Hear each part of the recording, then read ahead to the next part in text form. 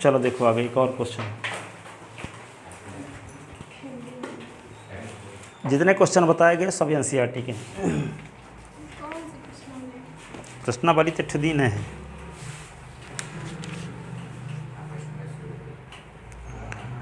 लिख लेना। एक और क्वेश्चन देखो।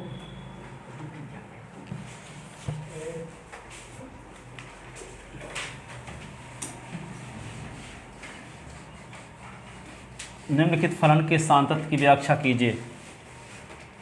निम्नलिखित फलन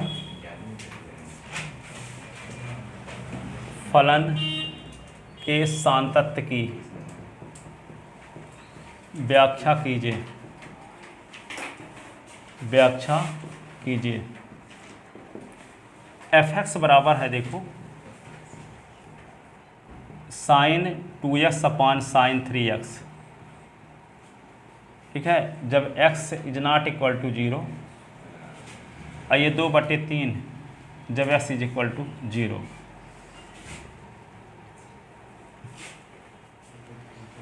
x बराबर 0 पर लिख लो। निम्नलिखित फलन के x बराबर 0 पर सांतत्य की व्याख्या कीजिए। ठीक है, तो देखो यहाँ पे लेफ्ट हैंड लिमिट निकालते हैं।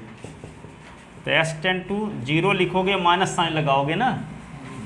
अब यहाँ पे लिखोगे साइन 2x अपान साइन 3x। जब s का मान क्या है, 0 से कुछ घटा दोगे तो इसका मान 0 के बराबर नहीं रह जाएगा, तो fs के स्थान पे इसका उपयोग किया जाएगा। पिछले साल आप लिमिट में पढ़े थे, इसको लिख सकते हैं limit s tend to 0 minus h। अगले स्टेप में तो क्या होगा, साइन लिखोगे और 2 0 माइनस h, और यहाँ पे साइन 3 0 माइनस h। जहाँ जहाँ s था वहाँ 0 माइनस h लिख दिए। इसी को हम क्या लिख सकते हैं, लिमिट s टेंड टू 0, आगे लिखोगे साइन माइनस 2h, और यहाँ क्या लिखोगे, साइन माइनस 3h। अब फार्मूला पढ़े हो आप, साइन माइनस थीटा क्या होता है, माइनस साइन थीटा, तो माइनस साइन 2h, ये माइनस साइन 3h। ठीक है, ये माइनस माइनस कट गया, तो limit s tend to 0 sine 2h upon क्या आ गया, साइन 3h। पिछले साल एक फार्मूला पढ़े थे आप लोग 11वीं क्लास में, देखो, limit theta tend to 0 sine theta upon theta is equal to 1, ये लिमिट में। तो यहाँ देखो थीटा थीटा थीटा तीनों स्थान में समान वैल्यू होगी तभी 1 होगा। तो यहाँ 2h है तो बटे में 2h होना जरूरी है, यहाँ 3h है तो बटे में 3h होना जरूरी है। तो हम 2h का भाग देंगे तो 2h का गुणा करना पड़ेगा, 3h का भाग देंगे तो 3h का गुणा करना पड़ेगा। तो क्या लिखें, लिमिट s टेंड टू 0 ऐसे लिखते हैं, साइन 2h है तो अपान 2h अपन ऐसे कर दिए, तो इंटू 2h करना पड़ा।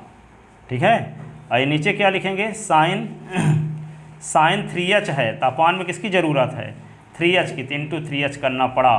तो h ये कट गया, और 2/3 ये अचर पद है तो इसको बाहर निकाल लिए। इसी को क्या लिख सकते हैं हम, 2/3, और ये h टेंड टू 0 है, ये h टेंड टू 0 है तो हमें 2h टेंड टू 0 इंटू 2, 2 का गुणा कर दोगे तब भी 2h टेंड टू भी 0 बना रहेगा। यदि h टेंड टू 0 है तो दोनों पक्षों में 3 का गुणा कर दो, तो 0 गुणे 3 तो क्या आएगा, 0 ना आएगा। तो यहाँ पे h टेंड टू 0 को हम 2h टेंड टू 0 भी लिख सकते हैं और 3h टेंड टू भी 0 लिख सकते हैं। और ये भी जानते हो आप पिछले साल पढ़े थे, लिमिट s टेंड टू यदि a है और fx अपान gs है तो इसको हम ऐसे भी लिख सकते हैं, limit s tend to a fx है और फिर पूरे के अपान में limit s tend to a gx है, अलग अलग लिमिट कर दिए दोनों में। तो यहाँ पे s टेंड टू 0 है, ये fx है और ये क्या है, gx है, तो हम अलग अलग लिमिट लगा देंगे अलग अलग दोनों में।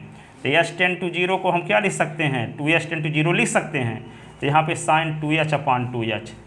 अब हाँ, इसके नीचे भी क्या लिखोगे, लिमिट 3h टेंड टू 0 और ये होगा साइन 3h अपान 3h। इसी दिन के लिए तो हम 2h से डिवाइड के मल्टीप्लाई किए ताकि 1 हो जाए। तो इसका मान 1 हो गया, इसका मान 1 हो गया, तो क्या हो गया, 2/3 इंटू 1/1। ठीक है, तो आ गया 2/3, किसकी वैल्यू आ गई, लेफ्ट हैंड लिमिट की। अब हम क्या निकालेंगे, राइट हैंड लिमिट निकालेंगे। तो राइट हैंड लिमिट निकालते हैं। तो राइट हैंड लिमिट जब निकालेंगे तो क्या लिखोगे, लिमिट s टेंड टू 0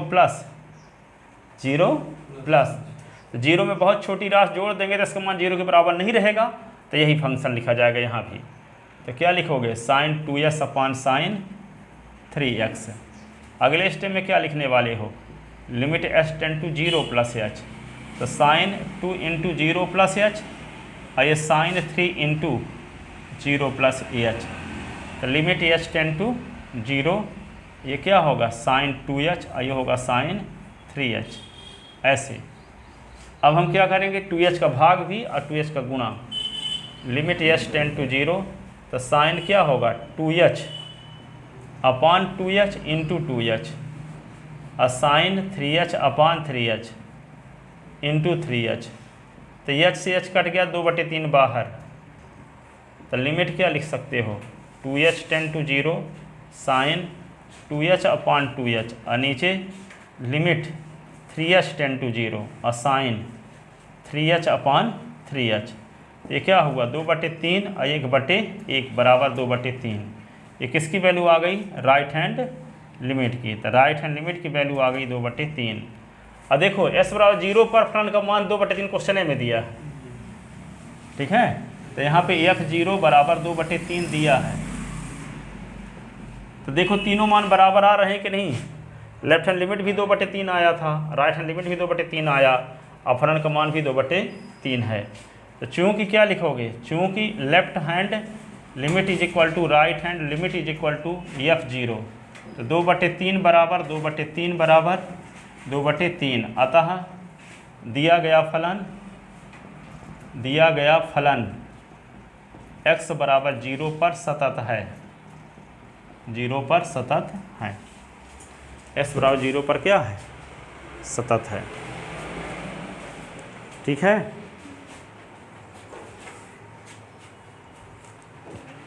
तो कल अभी और विशेष टाइप क्वेश्चन बताएंगे।